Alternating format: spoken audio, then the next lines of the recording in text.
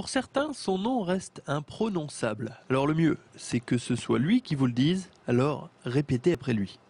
Bonjour, alors je m'appelle Fabrice Mokotemapa. Mokotemapa, M-O-K-O-T-2-E-M-A-P-A. Voilà pour les présentations avec donc le basketteur Dria, recruté cet été par le BCSA. Un joueur d'envergure pour le club Aubois, une façon de marquer les ambitions. Moi j'ai choisi de venir au BCSA pour une bonne raison, c'est que je connaissais un peu Olivier déjà. Et quand il m'a appelé, il a appelé mon agent et il m'a appelé par la suite pour me proposer son projet. Et c'était vraiment intéressant. Je cherchais déjà une stabilité dans une équipe.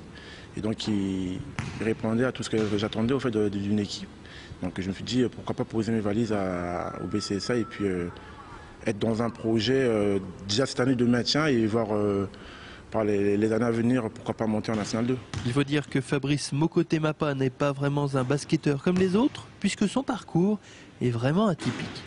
J'ai commencé le basket vachement tard au fait. J'ai commencé, contrairement à la plupart de mes collègues, même quand je jouais en pro, tout ça, qui ont commencé la plupart du temps le basket à 7, 8, 9 ans, ils sont beaucoup plus jeunes même. Moi j'ai commencé le basket à l'âge de 16 ans. Ma première licence, j'ai fait à 16 ans à Coulommiers en Seine-et-Marne. Donc moi j'étais d'une famille de footballeurs. Mon grand-père qui était sélectionneur de l'équipe nationale de mon pays, République centrafricaine. Et je suis arrivé au basket comme ça avec des amis, je jouais et puis ça m'a vraiment plu et puis je suis resté depuis quoi. Pour parfaire encore un peu plus son CV et juste avant de rejoindre le basket club de Saint-André, cet été le Centrafricain a rejoint sa sélection pour un match face à l'équipe de France de Tony Parker, un souvenir forcément inoubliable. On a eu l'occasion de jouer contre l'équipe de France qui était aussi en préparation pour la Coupe d'Europe qui s'est déroulée cet été aussi. Donc on les a joués à Vichy.